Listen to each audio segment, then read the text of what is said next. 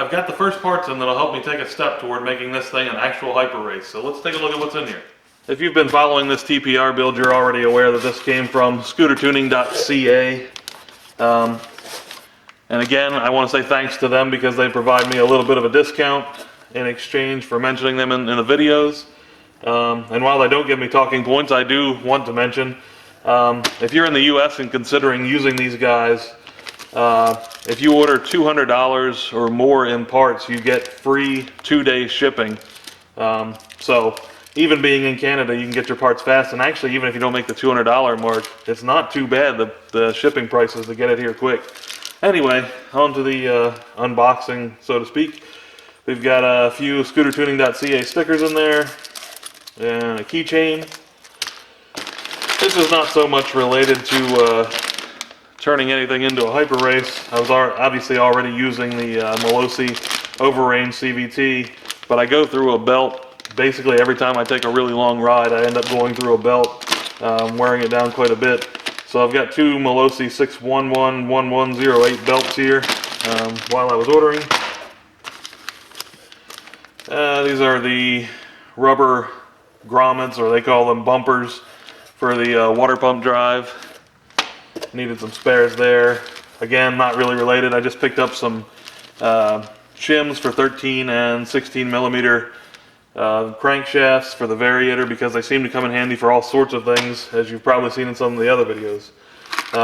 Also, just in case I need it, I've got a new gasket set for the 86cc, and I also bought a replacement piston ring for the 86cc. There is the part number on that, just in case it's of use to you. That's for the 50 millimeter. I believe it works on the 77 and 86cc versions of that. I'm hoping I don't have to do that right away, but I'm sure it's coming soon. It's possible I should have ordered a whole piston kit, which I didn't, but we'll find that out sooner or later. And then you can already see this, so it's probably given away. This is a flywheel or internal rotor puller made by Moto Force. It's actually pretty inexpensive, so if you're going to get what's sitting in this box, then you'll want to get a puller for that as well. And let's see if we can get the part number on there. Alright, so here's the main thing. That's all that's in here other than a receipt. So this is the major component that I got in this order. As you can see, it's MVT, and it is the Digital Direct DD06 kit. That is for the horizontal Minarelli engines with the smaller flywheel taper crankshafts, like the Yamaha Zuma, probably I believe the Aerox, any of the clones that have the small flywheel taper. If you've got something like a 90cc ATV or whatever, or some of the clones have a larger crankshaft taper or flywheel taper, then there's a different kit for that. But this is the one for the small taper like this TPR crank uses. As you can see, it comes with a wooden box, Digital Direct logo in there. It's got a CDI box here. There's a number on it. Go ahead and take this out. Ignition coil comes with a kit. And then here is the major, or here are the major components of the ignition. Got the inner rotor ignition here. Should be the base plate that this will all mount to. Got a washer here, a little bit of hardware, a couple of bolts and washers, and then instructions. I've heard that these do not come in English, and that appears to be true, unfortunately. Looks like French, so we've got French instructions that unfortunately won't do me a whole lot of good. We do have a wiring diagram here that I believe I'll be able to make some sense out of. And then that's all that's in this box. I'd like to talk a little bit about what makes this a better choice for a high RPM or racing style of engine compared to some other options. This, of course, is the MVT Digital Direct that I just unboxed. Then I've got a stock setup, stock flywheel and stock stator from one of my horizontal Minarelli clone Chinese scooters. And then this is an ignition from NCY that's basically a lightweight, smaller flywheel and a more compact stator. When we're dealing with racing and high RPM, high-end, hyper race kind of engines, they typically have a peaky power band where the pipe comes on and it hits hard and it doesn't make power for a long time, and all of this happens at a very high RPM.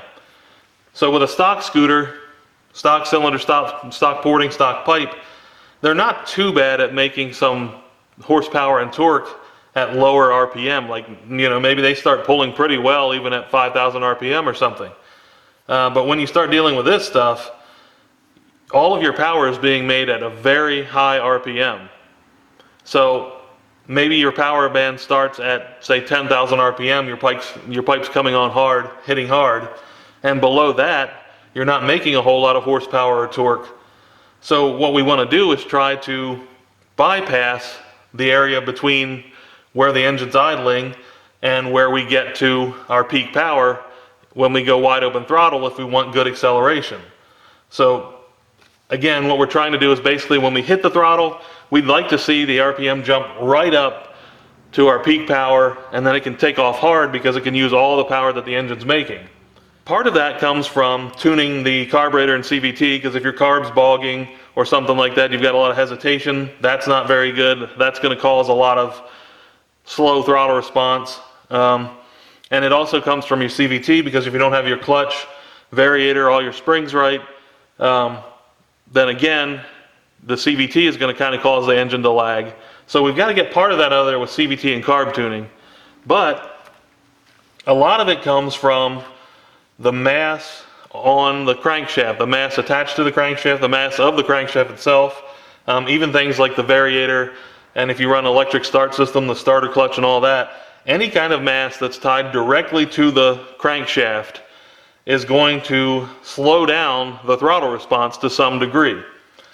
So if we want the quickest response to go from, say, idle to whatever that high RPM is that we want to get to when we take off fast, then what we want to do is try to reduce the mass attached to the crankshaft. And in this case, what we're specifically talking about is reducing flywheel or rotor mass, because in all these cases, here it's the flywheel, same deal here, and here it's this rotor. They're all tied directly to the crankshaft, so all that mass will affect how quickly that crankshaft can change its speed. So again, the lighter the better if we want the engine to rev very quickly. The other point is we also want to focus as much mass toward the center of whatever we're using instead of the outside, because the further you put mass from the center in one of these flywheels or a rotor or whatever, the further the mass is from the center, the more effect it has. So if you took all the mass of this flywheel and it was only within, say, this ring here, it would still seem like a fairly light flywheel to the engine because that mass is so centrally focused. But if you took all that mass and put it around the outside, then it would seem like a much heavier setup. And I'm not going to go into all the details about exactly how this works, because there are a lot of good videos on YouTube about things like inertia and mass. So look that up if you want the more scientific explanation. But just to quickly cover it, basically what we're after is low mass for the flywheel or rotor and mass concentrated toward the center if possible, the smallest kind of diameter of mass.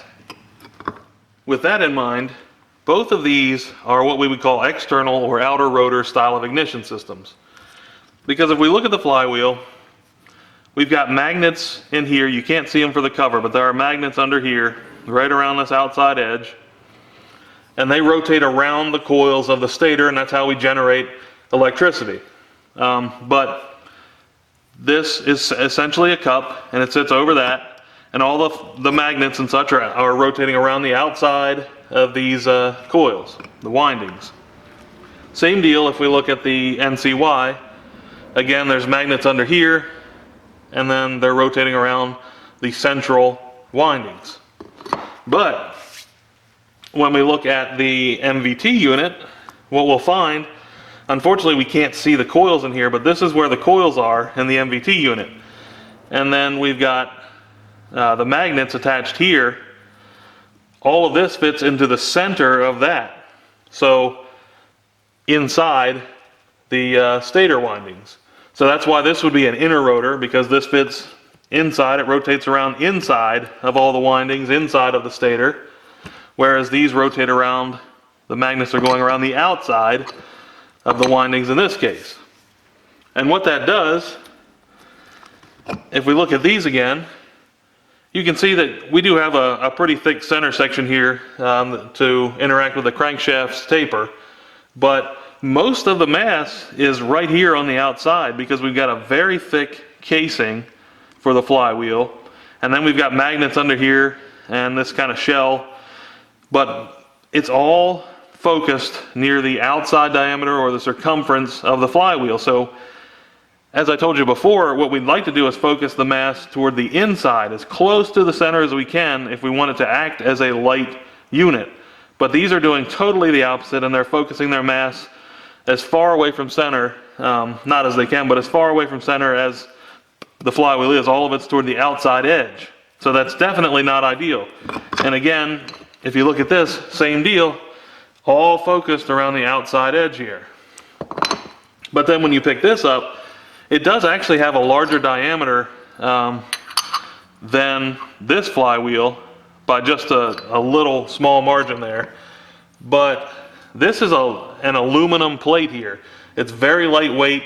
I can't separate them, or if I can, I'm not going to right now. But this is a very lightweight aluminum plate. So there's not a whole lot of mass here on the outside edges. And everything that they can is focused centrally. They've put as much of the mass as they can here in the center instead of having it on the outside edge. And again, the closer we put it to center, the lighter it acts. If we put this same amount of weight toward the outside, it would act like a more massive or heavier flywheel or rotor. It would have a greater inertia if we moved all that out to the edges. So the first thing they've done right is simply they've concentrated the mass in the correct area. And then I'll go grab a scale and we can see what the actual weight is of all three of these rotors or flywheels. So I'll start off with a stock flywheel, and that is 690 grams. Then we've got the NCY flywheel, smaller and should be much lighter, 410 grams, so that's 180 grams lighter than this big stock flywheel. And then the MVT, 340 grams. So you can see there's a significant difference in the weights of all three of these. These two actually aren't that far apart, the MVT and this flywheel. But again, remember that it's concentrating its weight or its mass here in the center, where this one is putting most of its mass toward the outside. So this one should be the most effective by far of these three at allowing a quick throttle response. Definitely both of these are a big change, should be a big change compared to a stock heavy flywheel. Another benefit that you may get from a racing ignition system is the ignition timing itself. So the most obvious part of that is if it comes with a CDI, when you've got a stock CDI, your stock CDI is intended for essentially a low performance, low rev, low output stock engine. It's absolutely not intended for something that makes power over 10,000 RPM, etc. And they're trying to be safe with a stock CDI. They don't want anything that puts you on the edge. Whereas when you get an ignition like the MVT that comes with its own CDI, this is intended for high RPM, high output racing kinds of engines. Its timing curve is made for that, whereas this is made for a stock low rev, low output engine. So this one should have the advantage there. When you deal with something like this stock CDI, you've got a keyway in your flywheel, and that corresponds to a keyway that has a Woodruff key in it on the crank, and that makes it easy to install the flywheel. You can just line those two up and slide the flywheel on and to install it. You don't have to worry about timing it, but that also kind of locks the timing in at a certain position, especially if you're dealing with a stock stator plate like this one. You can see these are the mounting holes here and here, and you basically got just enough room for the bolt, so there's no changing that. So if you mount it this way, you don't make any changes to the flywheel position on the crank and you don't make any changes to this, then it's locked in at one set timing.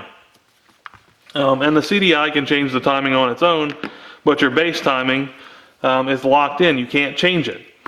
What you can do is to drill or elongate these holes, which would allow you to rotate the whole stator plate, the whole stator like that, and then you can advance or retard the timing that way.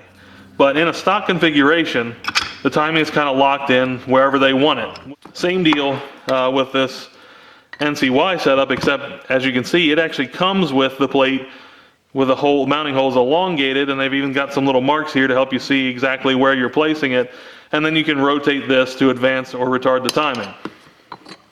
So it does improve with that one. And then in this case, with the MVT, there is no keyway whatsoever. If you can see, there's nothing to locate that. You could slide this thing on in any timing position if you weren't paying attention. So that's why it takes a lot more setup time to deal with one of these compared to one of these, because these are just, even the NCY has a keyway and it's just going to slide on wherever it fits on the crank. And this one you actually have to go through the process of timing exactly where you put this. In addition, you can see that this stator has the elongated holes as well, so this can also be rotated and you can change your ignition timing this way. Oh, and one more thing.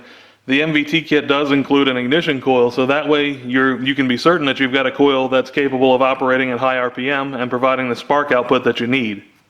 I just picked up a couple more things because I realized that this coil does not come with a spark plug cable. I picked up an NGK cable. There is the part number for that. And this is a 90-degree boot that uses the terminal nut on the spark plug. So instead of pushing on over the threaded end of the spark plug, it uses the actual nut, the terminal nut, because I like those styles, that style better. And then this is a regulator rectifier from a Bug-Eye Zuma, Yamaha Zuma. I bought a genuine Yamaha regulator rectifier because I'm currently using a full wave setup and a Trailtech regulator rectifier. So the digital direct is not going to work with a full wave rectifier, and I didn't want to go with a Chinese regulator, even though they have been okay for me. They're not too bad on the two strokes at least. Just thought maybe I'd step it up a little bit, get a genuine Yamaha part, and hopefully have something a little bit more reliable. That about wraps it up for this video, but I did want to say thanks again to the guys at scootertuning.ca for helping me out with a discount on the parts that you saw earlier. And also, if you enjoy these videos or like them, please click the like button, and make sure you subscribe if you're not already, and click the bell to receive notifications. That way you'll see all the videos when they're uploaded, and you can keep up with the progress of the 86cc and everything else I do. Thanks for watching.